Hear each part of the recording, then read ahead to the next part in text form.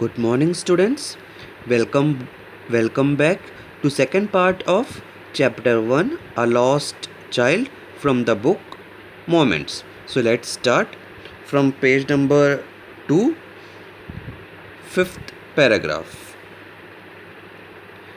In the last part, we had seen that the child was attracted towards the toy and he was crying. At that time, his mother had dragged his attention towards the mustard field and he started playing with the dragonflies. So let's see what happened next. He ran towards his parents gaily and walked abreast of them for a while, being, however, soon left behind, attracted by little insects and worms. Along the footpath, they were teeming out. Teeming out means coming out from their hiding places to enjoy the sunshine. So we had seen in the previous paragraph that child first attracted towards toys, then towards dragonfly, and when his mother called him, so he started moving towards his parent, but again got attracted from the playing with these small insects. Come, child, come, his parents called from the shade of grove. Grove means a group of small trees, where they had seated themselves on the edge of well. He ran towards them. So again, when child had started playing with the insect, his parents made a call to them. A shower of young flowers fell upon the child as he entered the grove, and forgetting his parents, he began to gather raining petals in his hands. But lo, he heard the cooing of doves and ran towards his parents, shouting, "The dove, the dove." The raining petals dropped from his forgotten hands. So again in this paragraph, you will see that the child first started to play by gathering the flowers, and then after listening to the sound of doves, he was attracted towards dove and he was shouting, "The dove, the dove." Come, child, come, they called to the child, who had now gone running in the wild capers. Capers means in a playful way. Round the banyan tree, and gathering him up, they took the narrow, winding footpath which led to the fair through the mustard field. So finally, the parents had taken the child in their arm and they started moving towards the narrow path that had taken them to the fair. As they neared the village, the child could see many other footpaths full of throngs. Throng means a large crowd of people. Converging means coming to the whirlpool of the fair. Basically, this word means a part of a river or pond, but here it seems to be the important part of fair. And felt at once repelled and fascinated by the confusion of world he was entering. So as the child was entering towards the fair, he felt repelled. Repelled matlab khichav. He felt attracted and fascinated by all the shops, all the things which were present in the fair. Definitely, if you will go in the fair, you also will be attracted to so many things like different swings, different shops, different restaurants, and all the things which were present in the fair. So in the same way, now child is also attracted to all those things. A sweetmeat seller hogged gulab jamun, rasgulla, barfi, jalebi at the corner of entrance, and a crowd pressed round his counter at the foot of an architecture of many colored sweets, decorated with leaves of silver and gold. The child stared upon eyed and his mouth watered for the barfi. That was his favorite sweet. I want that barfi, he slowly murmured, but he half knew as he begged that his plea would not be heeded because his parents would say, He was greedy. So without waiting for an answer, he moved on.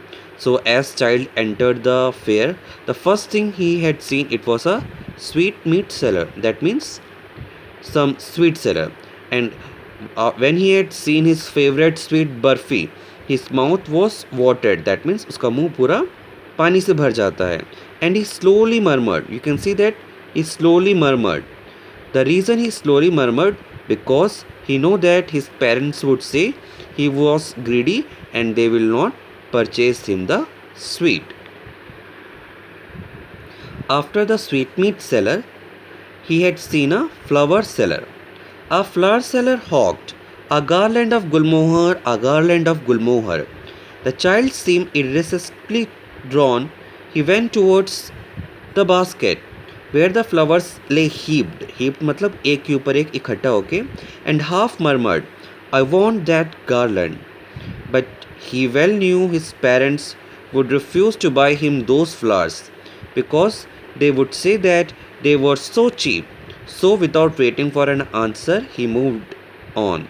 So when the child had seen a flower seller, again he wanted to purchase that garland, but he know that his parents will not be ready. So he tried to murmur that I want the garland, but without wasting much time, he continued to walk with his parent. A man stood holding a pole with yellow, red, green, and purple balloons flying from it. The child was simply carried away by the rainbow glory of silken color, and he was filled with the overwhelming means full of the full desire to possess them all. But he well knew his parents would never buy him the balloon because they would say he was too old to play with such toys. So he walked on further. So now the child had seen the balloon, as balloon is a thing that attracts all the children.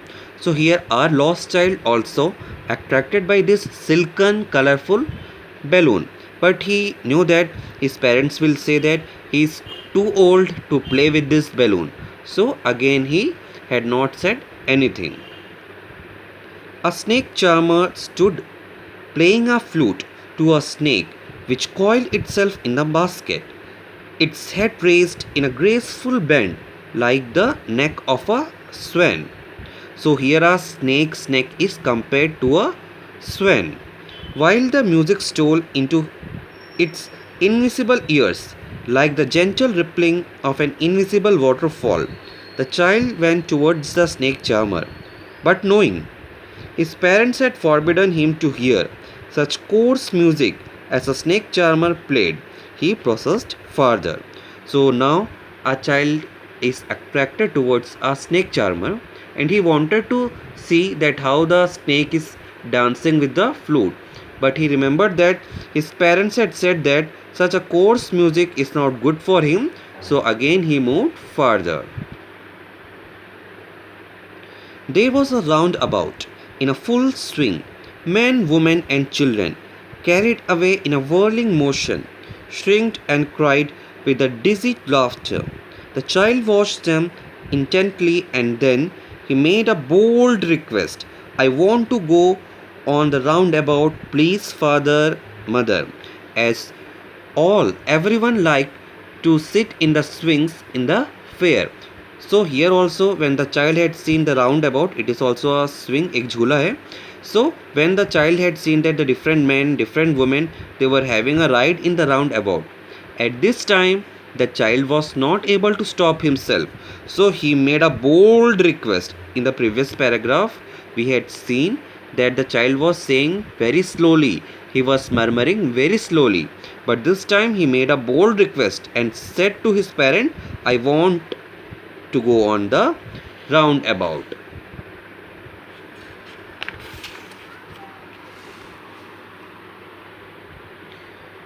There was no reply. He turned to look at his parents. They were not there. Ahead of him, he turned to look on the either side. They were not there. He looked behind.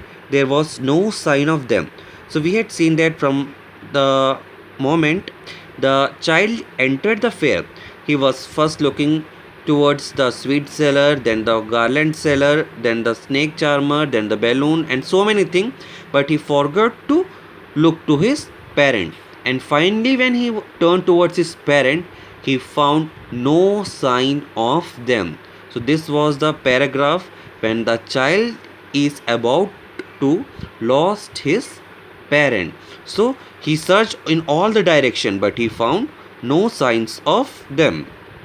A full, deep cry rose within his dry throat, and with a sudden jerk of his body, he ran from where he stood, crying in real fear, "Father, mother!" Tears rolled down from his eyes, hot and fierce. His flushed face was convulsed, that means here and there, with fear. Panic stricken, he ran to one side, then to other. Hither and thither means here and there, in all the direction, knowing not where to go. So here the child has now taking panic. The reason was that he was not able to search his parent. So the now child is in the real fear. What happened now, that we will see in the next video.